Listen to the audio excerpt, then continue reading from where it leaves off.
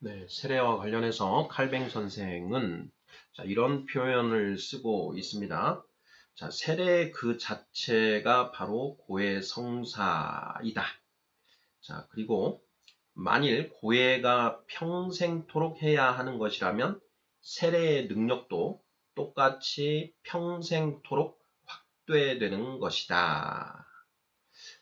이렇게 쓰고요. 그 뒤를 보면 그러므로 모든 경건한 사람들은 의심의 여지 없이 평생토록 자기들의 잘못을 의식하여 괴로움을 받을 때마다 그들의 세례를 다시 떠올림으로써 그리스도의 피로 말미암아 그들에게 이루어진 유일하고도 영구한 씻음에 대한 믿음을 확증할 수가 있는 것이다.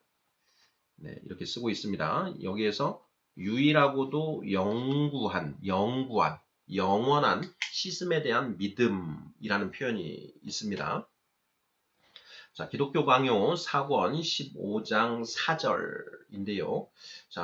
세례와 죄사함의 관계라는 제목으로 지금 이제 쓰여져 있는 내용입니다. 처음 이렇게 시작을 합니다.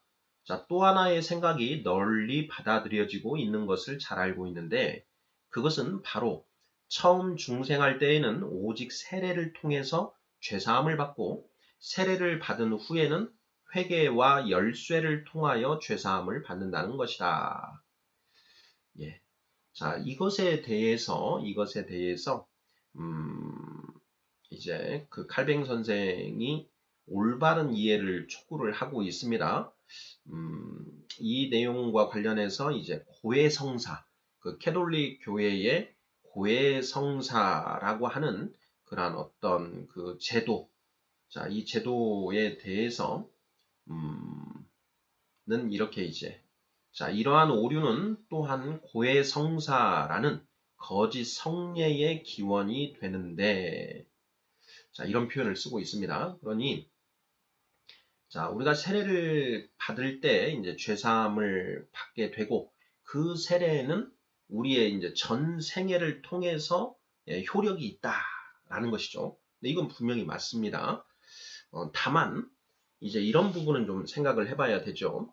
우리가 세례를 받은 이후에 새로이 지은 죄들, 그 지은 죄들을 어떻게 우리가 용서받을 수 있는가, 사함받을 수 있는가? 세례받기 전에 세례받는 그 순간까지 우리가 지은 죄들은 그 세례를 받을 때 모두 죄사함을 받는데 로마서 3장 25절 전에 지은 죄를 간과하심으로 전에 지은 죄를 간과하심으로 이게 무슨 뜻인가? 쉽게 풀어서 이제 이야기하자면 하나님께서 우리에게 그렇게 해주신다는 거죠. 잘했다. 네가 내 아들 예수를 그리스도로 믿고 회개하였으니 지금까지 네가 지었던 죄는 모두 없었던 것으로 쳐주겠다. 이제부터는 네가 똑바로 살아라. 네 힘으로는 똑바로 살 수가 없다. 그래서 내가 너에게 나의 영, 즉 성령을 나누어 줄 테니 이 성령에 의지하여 네가 앞으로는 똑바로 살도록 하여라. 이런 약속이 이제 우리가 받는 세례에 주어져 있는 것이죠. 지금까지 네가 지은 죄는 없었던 걸로 해주겠다. 그러니 앞으로 똑바로 살아라. 이렇게 말씀하셨는데 우리가 우리의 죄됨, 그 과거의 죄의 습으로 인해서 세례를 받은 이후에도 수많은 죄를 범하지 않습니까? 그렇게 죄를 범했을 때 그 죄는 어떻게 사함을 받는가 하는 것인데요. 그 죄를 사함 받는 것은 분명히 우리의 자백이 뒤따라야 하는 것 같습니다. 요한일서 1장 9절에서 우리가 살펴보는 것처럼 우리가 이제 세례받은 이후에 죄를 짓고 그 죄를 우리가 깨닫고 하나님께 그 죄를 용서해 달라고 고백하고 용서를 구할 때 그때 죄사함의 효력이 일어난다. 그 죄사함의 효력은 어디에서 비롯되는 것이냐? 우리가 과거에 받았던 그 세례, 이전에 받았던 그 세례에 결부되어 있는 그 예수 그리스도의 그 대속 제물 보혈의 능력으로 인하여 우리가 죄사함을 받게 된다라는 것이죠. 그래서 이제 우리가 세례받은 이후에 지은 죄에 대해서는 하나님께 자백함으로써 죄사함을 받을 수 있다라는 것. 이것은 성경적이다라는 걸 알 수 있습니다.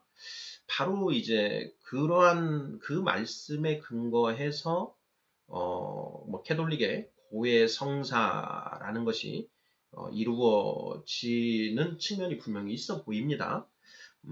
그런데 이제 우리 칼뱅 선생은 이러한 오류는 또한 고해성사라는 거짓 성례의 기원이 된다. 이렇게 이제 쓰고 있습니다. 이 표현은 그 고해성사, 바로 그 신부라고 하는 그 성직자에게 자신의 죄를 이야기함으로써 그것이 이제 죄사함의 효력이 죄사함을 받게 된다라고 하는 그런 어떤 그 형식을 절대적으로 강조하고 있는 이 부분에 대한 이제 그 비판이다. 이렇게 이해를 하는 것이 맞을 것 같습니다. 방금 우리가 요한일서 1장 9절에서 확인한 것처럼 내가 하나님께 엎드려서 하나님께 나의 죄를 자백하면 죄사함을 받을 수 있는 것이지 꼭 그 어떤 그 신부님 앞에 가서 신부님에게 자기 죄를 털어놓아야만 그 죄사함을 받는 것은 아니다. 예. 그런데 캐톨릭에서는 그렇게 신부님에게 가서 죄를 고백해야만 죄사함을 받을 수 있다라는 식으로 이제 그 이야기를 하고 있다라고 한다면 그것은 분명히 이제 잘못된 것이고 비판을 받아 마땅한 것이지요. 다만 그러한 어떤 그 신부님에게 죄를 자백하는 것, 이런 것 자체를 그걸 통해서 그 우리 성도들의 어떤 그이 회개 그리고 그 자신을 거룩하게 만들어 나가는 어떤 그런 하나의 방편으로 그것이 사용되고 있다라고 한다면 뭐 그것 자체는 그 자체로는 유익하다 이런 생각이 듭니다. 예.